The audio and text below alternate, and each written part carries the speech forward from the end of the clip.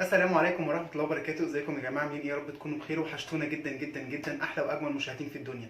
قبل اي حاجة طبعا احب اشكر كل الناس اللي دخلوا جداد عندنا في القناة وشرفونا باشتراكاتهم الجميلة، ويا رب دايما كده نكون قد الثقة اللي انتوا بتدوها لنا، ودايما كده نكون يا رب عند حسن ظنكم. بحب افكر حضراتكم دايما ان احنا بنستنى منكم الدعم باللايك والاشتراك في القناة وتفعيل زر الجرس عشان يجيلكم كل جديد من الفيديوهات بتاعتنا باذن الله. بحب كمان اذكر حضراتكم ان احنا بنستنى كل يوم في التعليقات الجميله بتاعتكم تكتبوا لنا ارائكم طبعا في الاكلات اللي احنا بنعملها، وبيسعدنا طبعا كومنتاتكم الجميله تقول لنا اسامي وصفات جديده نقدر نعملها سوا بسيطه وفي متناول الجميع باذن الله. تعالوا بقى النهارده بينا نعمل اكله حلوه قوي شتويه جدا، من الاكلات العزيزه على قلبي. ودي كمان موسم ليها بتبقى موجوده في الشتاء. الشتاء عامة معروف بأكله الجميل وبالخضار بتاعه الحلو. النهارده هنعمل مع بعض القلقاس، هنعمله بطريقة سهلة وبسيطة من الألف للياء زي ما بيقولوا، من أوله لآخره. يلا بينا نصلي على رسولنا الكريم ونقول بسم الله ونشوف مقاديرنا النهارده بتقول إيه. معايا النهارده القلقاس بتاعي. معايا قلقاس مغسول ومتقشر ومتنضف، وهقول لحضراتكم بنغسله ازاي او بنقشره ازاي. ومعايا كمان 3 فصوص كبار من الثوم، فرمتهم فرم ناعم بالطريقه دي. ومعايا هنا كمان 3 ربط من السلق، ومعاهم كمان ربطه واحده بس من الكزبره. وهنشوف هنعمل السلق بتاعنا ازاي، وهي دي اللي بتفرق في طعم القلقاس، هي طريقه تحضير السلق. طيب القلقاس بتاعي انا جبته من السوق، قشرته كويس جدا، وبعد كده حطيته فيه ميه نقعته فيها لمده نص ساعه او ساعه الا ربع، معاها عصر من الليمون في الميه. وبعد كده بعد ما اتنقع قعدت ادعك فيه كويس جدا كويس جدا كويس جدا لحد ما نزل الماده اللزجه اللي فيه. وبعد كده صفيته من الميه اللي فيه وشطفته كويس جدا لحد ما بقى عندي بالطريقه اللي حضراتكم شايفينها دي.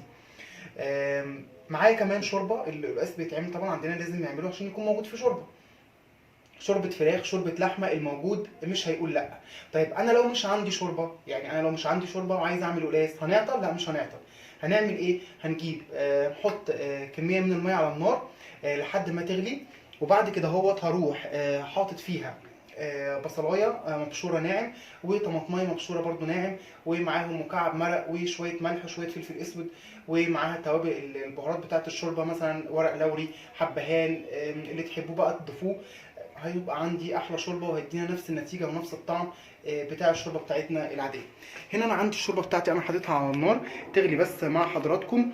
قبل ما ابدا معاكم، هي الشوربه بتاعتي غليت خلاص اوريدي. هنزل عندي بعد كده بالقلقاس، هنزل عندي بكميه القلقاس بتاعتي.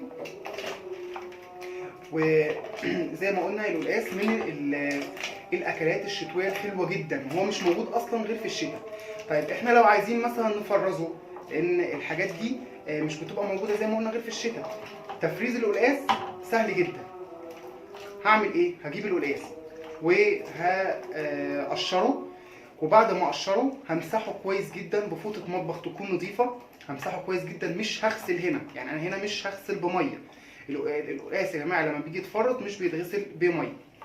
وبعد كده بعد ما انشفه كويس جدا، امسحه كويس جدا بفوطه نظيفه، فوطه مطبخ نظيفه. هعمل ايه؟ هروح حاطه عندي في اطباق من الفل، واروح مغلفه بستريتش واحطه في الفريزر.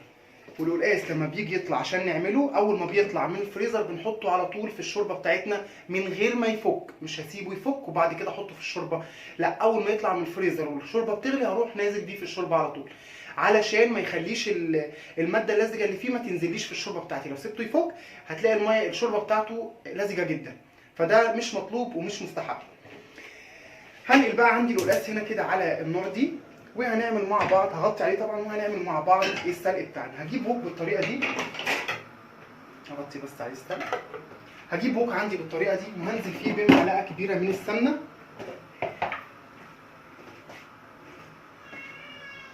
هنزل عندي كده بمعلقه كبيره من السمنه. وعايز اقول لحضراتكم ان هي دي بقى اهم خطوه في القلقاس كله، اللي بتفرق بقى القلقاس من طريقه للتانيه. في ناس بتعمله بالطماطم، بتعمله احمر يعني زي البطاطس كده المطبوخ، بس المتعارف عليه هي دي الطريقه الاصليه بتاعته.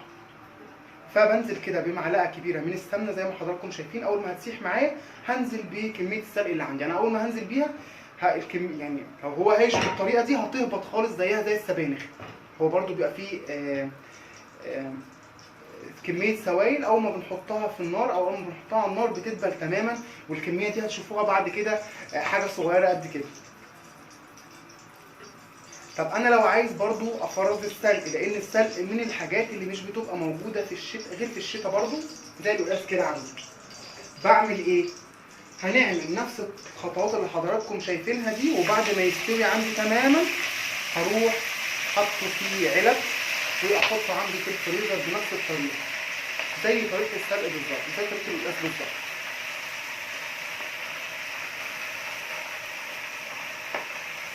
هنزل عندي بقى كل الكميه كده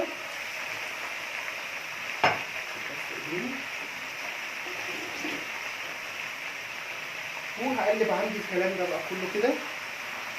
هسيبه الاول لحد ما الهيشان اللي فيه ده يهبط، وبعد كده هبتدي اقلب على من تحت لفوق كده. بصوا زي ما حضراتكم شايفين اول ما بيشم اصلا النار بيبتدي الورق اللي فيه ده كله بيدبل عندي تماما.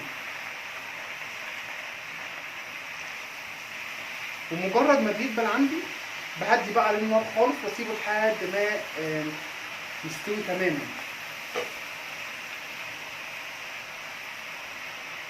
بسيبه على النار بقى كده عندي لحد ما يستوي. هفصل مع حضراتكم وبعد كده نشوف هنعمل الرز بتاعنا ازاي. خليكم معايا. ورجعت لكم تاني يا جماعه. بصوا بقى في المرحله دي كده، في المرحله اللي احنا شايفينها دي، انا كده خلاص عندي بالنسبه لي يعتبر السلق بتاعي دبل. هبتدي انزل عندي بالثوم بقى بتاعنا، الثوم اللي احنا قلنا عليه عندنا 3 فصوص كبار من الثوم مفرومين، هنزل عندي بيه في المرحله دي. شايفين بصوا بقى شكله عامل ازاي؟ الكميه اللي احنا كنا شايفينها في الوك بقت بالطريقه دي كده عندنا. هقلب بقى الثوم عندي كده مع السلق بتاعنا وهسيبه بقى لحد ما يتحمر خالص خالص خالص، وهي دي اصح طريقه لعمل السلق. هسيبه بقى هنا كده عندي، هنقله عندي على نار هاديه لحد ما يستوي هو براحته. هنقله عندي كده هنا على نار هاديه وهنعمل مع بعض الرز. معايا هنا حله، هنعمل النهارده رز بشعريه مع السلق بتاعنا. معايا حله فيها معلقه كبيره من السمنه ومعاها 3 معالق كبار من الزيت. هنزل فيهم بالشعريه بتاعتي علشان تتحمر. احنا عملنا مع بعض قبل كده الرز حبه وحبه، وعملنا الرز الابيض، وعملنا الرز بلسان العصفور، وهنعمله النهارده مع حضراتكم بالشعريه. هنا الشعريه بقى لازم عندنا تاخد اللون الذهبي بتاعها تماما. والشعريه من الحاجات اللي ما ينفعش ان احنا نسيبها ونقول انا هعمل حاجه وارجع لها، يعني لازم اللي هي تكون فيها على طول عشان كلها تاخد لون واحد، ما يبقاش عندي الشعريه بتاعتي تبقى محروقه. طيب انا مثلا هنا بحط مقدار الميه بتاعي للرز بشعريه ازاي؟ هفترض مثلا ان انا عامل مع حضراتكم 3 كوبايات من الرز وحاطط كوبايه واحده من الشعريه، يبقى هحط هنا 4 كوبايات من الميه، 3 للرز وكوبايه للشعريه. يعني كميه الشعريه اللي انا بحمرها بحط قدها ميه، ملهاش علاقه بقى بالرز، لان في ناس بتعمل الرز الشعريه ازاي؟ بحط الاثنين على بعض واحط مقدار الميه للرز بس. لا، ما هي الشعريه دي لازم تستوي، فانا لازم احط لها مقدار ميه لانها بتشرب ميه زي الرز بالظبط. انا هنا نقلت بس عندي القلقاس بتاعي في حله اكبر علشان الحله اللي كنت حاطط فيها كانت صغيره، وسايبه هنا عندي بيغلي على النار لحد ما يستوي تماما زي ما حضراتكم شايفين كده. بسيبه بقى عندي موطي النار لحد ما يستوي. هو ما بياخدش وقت لان هو الموسم بتاعه الشتاء، فهو طلع بقى له شويه كمان، فما بياخدش وقت. في اول ما بيظهر القلقاس عندنا، اول ما بيطلع بتلاقوا ان فيه بيستوي واحده وواحده، يعني تلاقوا مثلا القلقاس واحده بتستوي واحده لا. فلكن دلوقتي هو خلاص يعني لما نجيبه بيبقى كله بالطريقه دي، كله بيستوي مع بعض. وبرده مش هينسى السلق، يعني ايدينا برده هنا وايدينا هنا. وهوريه لحضراتكم لما يستوي معانا او يوصل للدرجه اللي احنا عايزينها من السوا، هوريه لحضراتكم بيبقى عامل ازاي. هفصل بس مع حضراتكم لحد الشعريه بتاعتنا بتتحمر وهنرجع نشوف شكلها عامل ازاي واحنا بنحط الميه. بصوا بقى يا جماعه كده، ده اللون اللي احنا محتاجينه للشعريه بتاعتنا. احنا بنديها سنه اكتر، تحمر سنه اكتر يعني من اللون الذهبي. ليه؟ علشان احنا اول ما بنحط الميه الشعريه بتاعتنا بتفتح سنه. هنزل بعد كده عندي بالميه،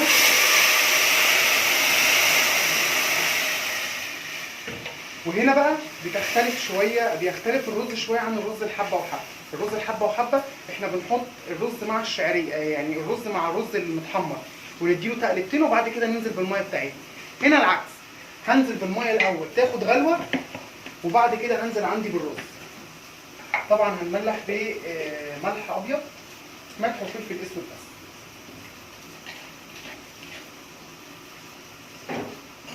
مش محتاج اي توابل عندي غير كده. طبعا انا الميه عندي حطيتها سخنه، فاول ما حطيتها اوريدي الشعريه غليت او الميه بتاعتي غليت.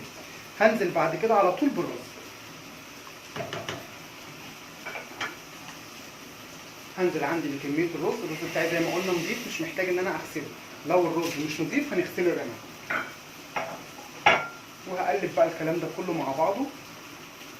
واول ما الميه بتاعتي تتشرب هوطي عليه زيه بقى زي الرز العادي تماما، هوطي عليه النار او ههدي عليه النار لحد ما يستوي.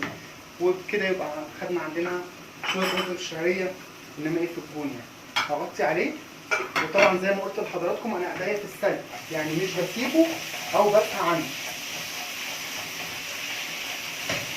وهي يمكن اكتر حاجه او اكتر يعني حاجه بتاخد وقت، هو او ياخد شويه يعني مننا وقت هو السلق. لكن بالنسبه للقلقاس هو سهل جدا زي ما حضراتكم شايفين كده، مجرد ما قشرناه وغسلناه وحطيناه في الميه هو خلاص بيستوي في الشوربه بتاعته. عشان كده احنا دايما بنقول الافضل ان احنا نجيب كميه من السلق ونعملها بالطريقه اللي هتشوفوها حضراتكم، وفي علب صغيره كده نحطها نقفلها ونحطها في الفريزر وقت ما نعوز نعمل قلقاس. اول ما اطلع العلبه بتاعتي او احط مثلا اقيم العلبه على قد شويه القلقاس اللي انا هعملهم. اول ما اطلع احط على طول اول ما الميه تغلي يديني اللون الاخضر اللي حضراتكم هتشوفوه. في ناس يا جماعه بتضرب السلق في الخلاط وتاخد بالميه بتاعته تحطها في القلقاس عشان القلقاس بتاعنا ما يخضرش. انا مش محتاج ان اعمل كده. الكميه بتاعت القلقاس السلق اللي حضراتكم شفتوها ديت هتخلي لي لون الميه بتاعي اخضر وهتطلعه لي باللون اللي انتم عايزينه. مش محتاج ان انا اضرب في الخلاط واصفي، وبعد ما اصفي اخد التفل بتاع السلق بتاعي وبعد كده احمره تاني. انا مش محتاج ان انا اعمل كل دوت. هي خطوه واحده هتخلص لي الموضوع. الرز بتاعنا اهو بدا يتشرب. هفصل بقى مع حضراتكم لحد ما الرز يتشرب ونرجع نشوف القلقاس بتاعنا هنكمله ازاي. خليكم معايا.